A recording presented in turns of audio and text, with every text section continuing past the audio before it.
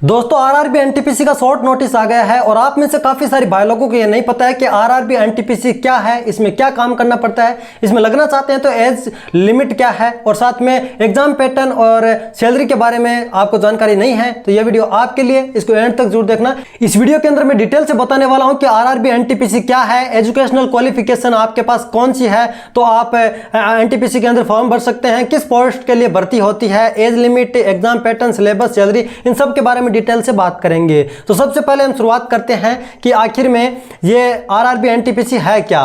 तो इसका मैं सिंपल सा आपको जवाब दूं तो आरआरबी, इसका तो आप मतलब समझते होंगे, इसका मतलब है रेलवे रिक्रूटमेंट बोर्ड, यानी कि ये बोर्ड रेलवे के अंदर अलग अलग पोस्ट पर भर्तियां निकालने के लिए जाना जाता है।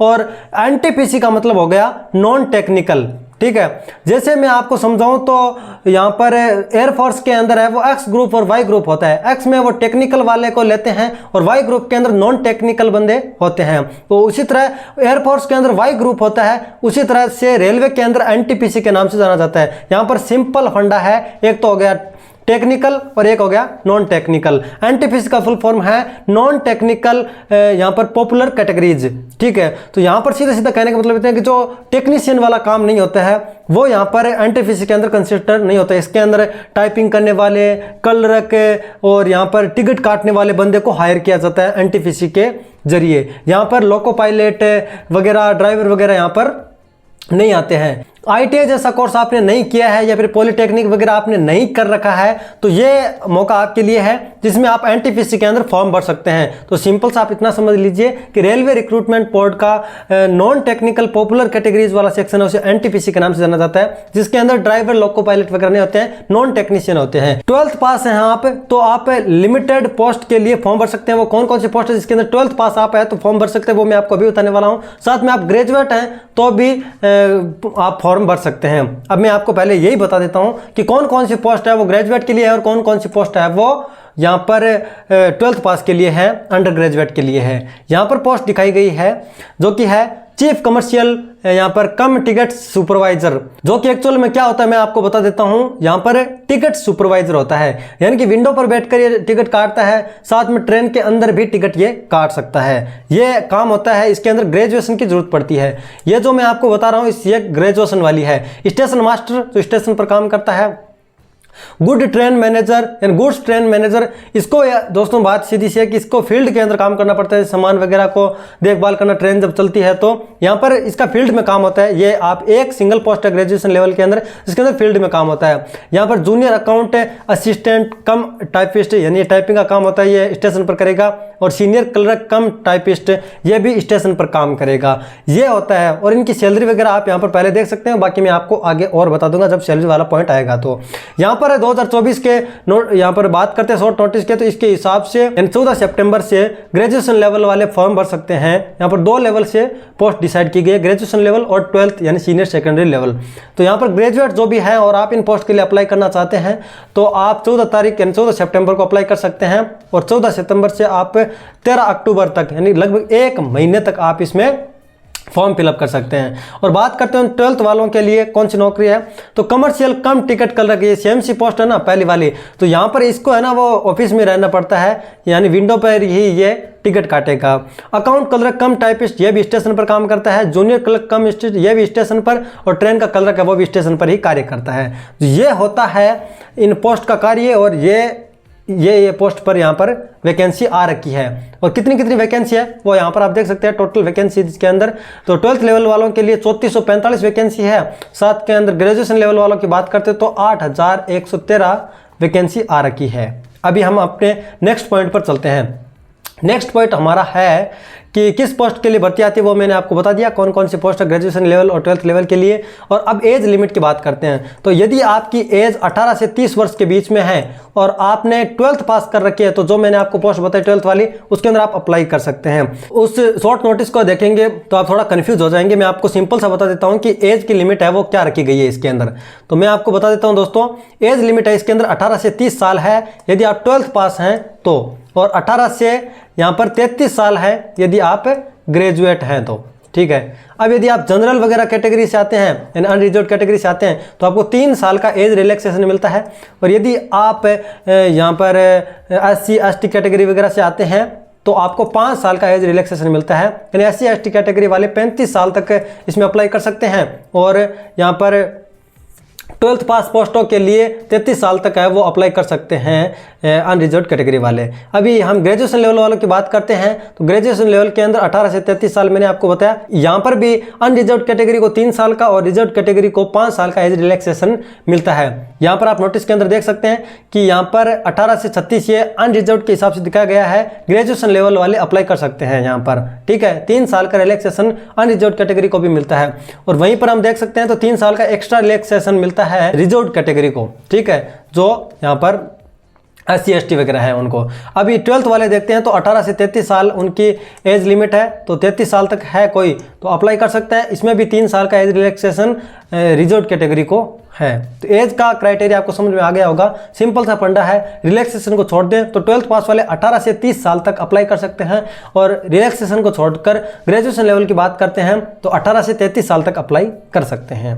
अभी हम अपने नेक्स्ट पॉइंट की ओर चलते हैं और आपको समझाते हैं कि एग्जाम का पैटर्न क्या होता है, इसमें किस तरह से एग्जाम होता है। इसमें CBT बेस्ड एग्जाम होता है दोस्तों, यानी कंप्यूटर बेस्ड एग्जाम होता है, जिसमें पहला पेपर मैं आपको बता देता हूँ क्या क्या होता है। तो CBT 1 या फिर स्टेज 1 के अंदर है वो आपको 100 क्वेश्चन मिलेंगे और 100 ही नंबर के होंगे और 90 मिनट यानी कि आपको 1 घंटा 30 मिनट का समय दिया जाएगा, जिसके अंदर आपको क्वेश्चन करने होंगे। और इसके अंदर नेगेटिव मार्किंग होती है, 3% आप गलत करते हैं तो आपका 1 नंबर काट लिया जाता है, ठीक है। तो यहाँ पर मैथमेटिक्स आती है 30 नंबर की, 30 क्वेश्चन आते हैं मैथमेटिक्स के 30 नंबर के।